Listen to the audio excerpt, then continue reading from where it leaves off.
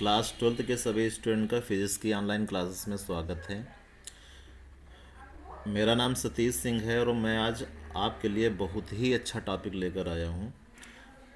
कई बार board exam में भी आ चुका है और बहुत ही सरल है। अगर आप गॉसेस थ्योरम और उसके एप्लीकेशंस को आप अच्छे तरीके से समझ चुके हैं तो मुझे लगता है कि आप इस टॉपिक को बहुत ईजिली जो है समझ पाएंगे। गॉस की प्रमेय से कूलाम के नियम की स्थापना, coulombs law from Gauss's theorem. Coulomb के नियम को हम गॉस के नियम से प्राप्त करना चाहते हैं तो सबसे पहले हम थोड़ा कूलाम के नियम पर डिस्कस कर लेते हैं कि कूलाम का नियम क्या होता है। कूलाम्स लॉ ये कहता है कि अगर हमारे पास दो आवेश हैं और दोनों आवेश एक दूसरे से अगर स्मॉल आर दूरी पर स्थित हैं, एक आवेश अगर हम क्यू मानते हैं और दूसरे आवेश को अगर हम क्यू नॉट मानते हैं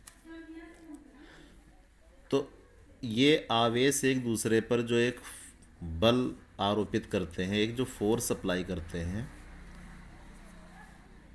वो जो लगने वाला बल होता है दोनों आवेशों के गुणनफल के अनुक्रमानुपाती होता है और इनके जो बीच की दूरी होती है, जो डिस्टेंस होती है, इसके वर्ग के व्युत्क्रमानुपाती होता है। और F equal to 1/4πε0 q naught और अपान में आर स्क्वायर। तो ये कूलाम्स लॉ होता है। अगर हमारे पास दो चार्ज हैं, एक क्यू है दूसरा क्यू नॉट है, और इनके बीच की जो डिस्टेंस है स्मॉल आर है, तो इनके बीच में जो लगने वाला फोर्स होता है वो रिपल्सन फोर्स भी हो सकता है, अट्रैक्शन फोर्स भी हो सकता है, कोई भी फोर्स हो सकता है। ये चार्ज के नेचर पर निर्भर करता है, उसकी प्रकृति क्या है। तो जो फोर्स अप्लाई होता है वो 1/4πε0 क्यू नॉट, यानी कि जो आवेश होते हैं उनका गुणनफल करना होता है, उनका मल्टीप्लिकेशन करना होता है, और अपान में आर स्क्वायर। लेकिन इसके पहले हम लोगों ने ये भी पढ़ा है कि जो आवेश होते हैं, जो चार्ज होते हैं, ये अपने चारों ओर एक इलेक्ट्रिक फील्ड उत्पन्न करते हैं, एक वैद्युत क्षेत्र उत्पन्न करते हैं। और उस वैद्युत क्षेत्र में अगर कोई चार्ज रखा हो, जैसे मान लीजिए कि इस चार्ज ने इलेक्ट्रिक फील्ड उत्पन्न किया, तो इसके इलेक्ट्रिक फील्ड में ये जो चार्ज रखा हुआ है, तो ये इलेक्ट्रिक फील्ड इस चार्ज पर एक बल आरोपित करेगा।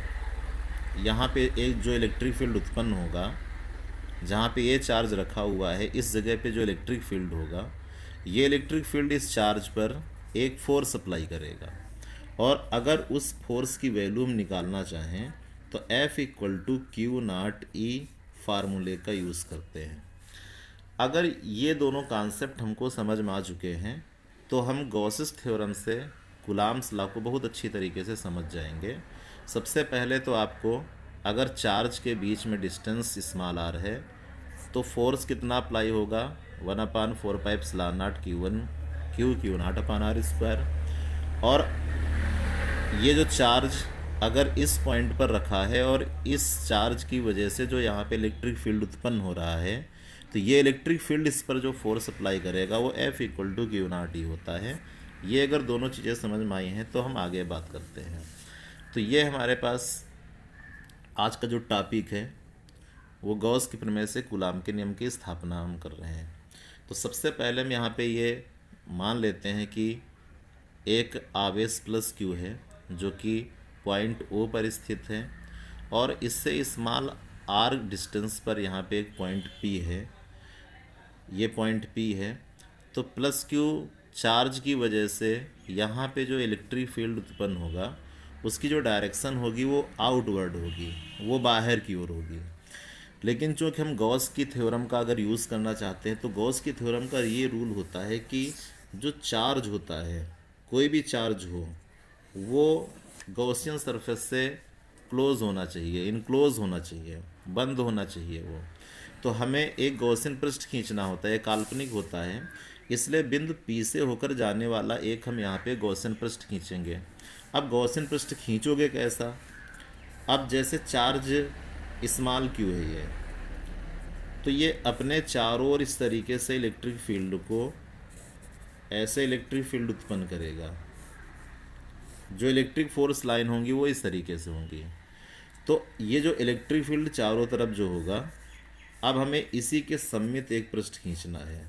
तो अब आपको समझ में आ चुका होगा कि जो हम पृष्ठ खींचेंगे, जो गॉसियन सरफेस खींचेंगे, वो किस तरीके का होगा।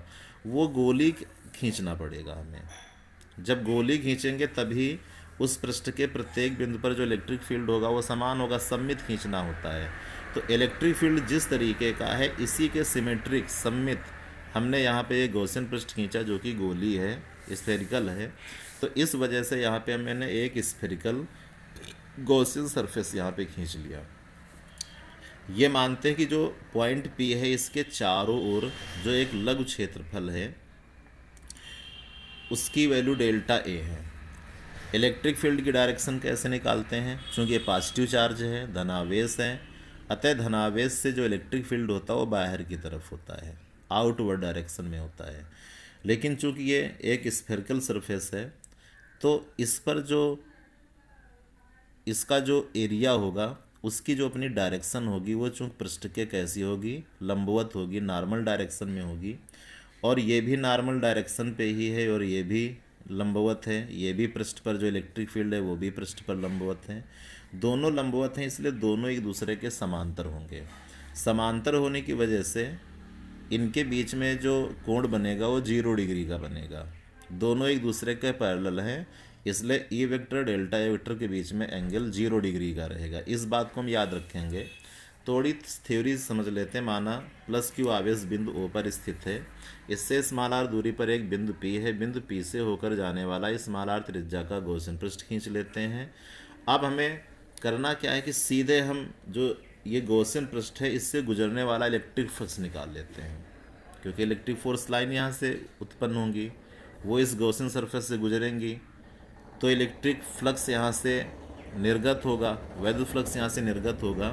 तो उसी वैद्युत फ्लक्स को हम यहाँ पे निकाल लेते हैं। क्या फार्मूला उसका होता है, phi equal to close integral of E vector dot में डेल्टा ए वेक्टर। अब ये आपको तैयार हो चुका होगा कि किसी भी गॉसियन सरफेस से गुजरने वाले जो फ्लक्स का फार्मूला होता है वो यही होता है। लेकिन चूंकि ई वेक्टर डॉट में डेल्टा ए वेक्टर, इसकी वैल्यू को सीधे हम उस तरीके से निकालेंगे जैसे क्लास 11th में पढ़ते थे, ए वेक्टर डॉट में B vector equal to A B cos theta. तो इस तरीके से हम इसकी वैल्यू को निकाल लेते हैं। तो ई वेक्टर डॉट में delta A vector equal to E D A cos theta. लेकिन ई और डी ए चूँकि दोनों एक दूसरे के पैरेलल थे, समांतर थे, इसलिए कितना एंगल बनना था, 0 डिग्री का। थीटा इक्वल टू 0 डिग्री है। और इस 0 डिग्री को जब यहाँ पे हम पुटअप करेंगे तो ई वेक्टर डॉट में delta A vector equal to E D A cos 0 आएगा। तो ई वेक्टर डॉट में delta A vector equal to E D A, क्योंकि कॉस 0 डिग्री की जो वैल्यू होती है वो कितनी होती है, कास 0 डिग्री इक्वल टू 1 होता है। इसलिए यहाँ पे जब हम 1 रखेंगे तो यह हमें आंसर प्राप्त होगा। अब ई वेक्टर डॉट में डेल्टा ए वेक्टर की वैल्यू को इस जगह पे रख लेते हैं तो हमें यहाँ से इलेक्ट्रिक फ्लक्स पता चल जाएगा। इसलिए electric flux phi equal to E D A, E बाहर करते हैं, close integration of delta A. अब आप इसको पढ़ना सीखिए। Close integral of delta A means होता है संपूर्ण पृष्ठ का क्षेत्रफल। संपूर्ण पृष्ठ का क्षेत्रफल, तो हमारे पास जो संपूर्ण पृष्ठ है वो एक गॉसियन पृष्ठ है और इसका जब हम क्षेत्रफल निकालेंगे, चूँकि ये स्फेरिकल है, गोली है, इसलिए इसका जो एरिया होगा वो 4 पाई आर स्क्वायर होगा। हम यहाँ पे 4 पाई आर स्क्वायर को यूज़ करते हैं। तो क्लोज इंटीग्रल ऑफ डेल्टा ए के प्लेस पर हमें 4 पाई आर स्क्वायर यहाँ पे रखना होगा। तो इसी 4 पाई आर स्क्वायर को हम यहाँ पे रख लेते हैं। तो phi equal to E times में 4 पाई आर स्क्वायर। लेकिन अगर हम गॉस की तरह प्रमेय को यहाँ पे लगा दें, गॉस थ्योरम को लगा दें, क्योंकि एक जो हमारे पास चार्ज है वो एक सरफेस से क्लोज है, इसलिए यहाँ पे गॉसियन थ्योरम का हम यूज़ कर सकते हैं।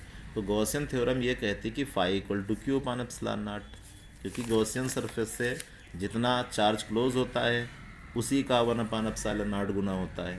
तो क्यू चार्ज यहाँ पे क्लोज है, इसलिए क्यू अपान में एप्सिलॉन नॉट हो जाएगा। अब फाई की वैल्यू जो हमने पहले से निकाली थी उस फाई की वैल्यू को यहाँ पे रख लेते हैं। फाई की वैल्यू हमने प्राप्त की थी ई टाइम्स में 4 पाई आर स्क्वायर। उसे हम यहाँ पे पुट अप कर लेते हैं। तो इसलिए क्यू अपान में एप्सिलॉन नॉट के इक्वल हो जाएगा। यहाँ से हम इलेक्ट्रिक फील्ड को निकालते हैं, क्योंकि इलेक्ट्रिक फील्ड निकालना हमारे लिए सबसे ज़रूरी है।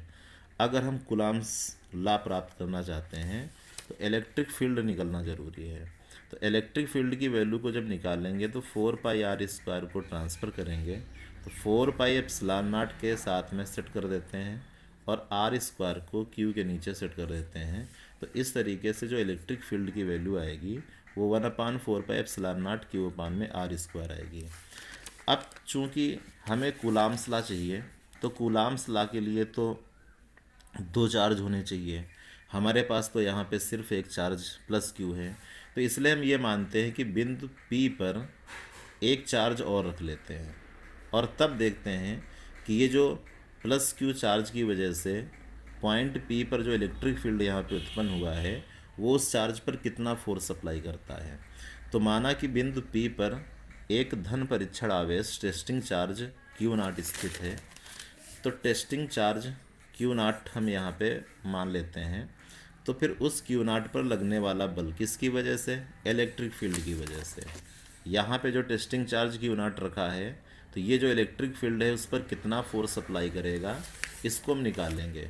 इसको हम पहले से समझा चुके हैं कि एक इलेक्ट्रिक फील्ड किसी भी चार्ज पर कितना फोर्स अप्लाई करता है, F=QE। लेकिन यहाँ पे Q कितना है? Q0 है, टेस्टिंग चार्ज पर निकालना है तो Q0E आएगा। E की वैल्यू जो हमने ऊपर से निकाली है, ये जो E की वैल्यू है, इस E की वैल्यू को हम यहाँ पे रख लेते हैं। तो Q0 क्रॉस में 1/4π एप्सिलॉन नॉट Q/r²। इन दोनों का मल्टीप्लाई होगा तो F=1/4π एप्सिलॉन नॉट Q/r²। अब यहाँ पे हम देख रहे हैं कि जो फोर्स F है वो जो दो चार्ज थे Q और Q0 इनके गुणनफल के अनुक्रमानुपाती है, प्रोपोर्शनल का रिलेशन रख रहा है। और जो दोनों के बीच की दूरी थी, ये जो डिस्टेंस स्मॉल r थी दोनों चार्ज के बीच की, इसके वर्ग के व्युत्क्रमानुपाती है। तो यही तो कूलाम का नियम होता है। तो इस प्रकार से हम लोगों ने कूलाम का नियम यहाँ पे प्राप्त कर लिया है। तो ये गॉस की प्रमेय से कूलाम के नियम को प्राप्त करना था। आप इस टॉपिक को अच्छे से समझ लीजिए। अगर कोई कहीं प्रॉब्लम आती है तो आप कमेंट बॉक्स में कमेंट कर सकते हैं।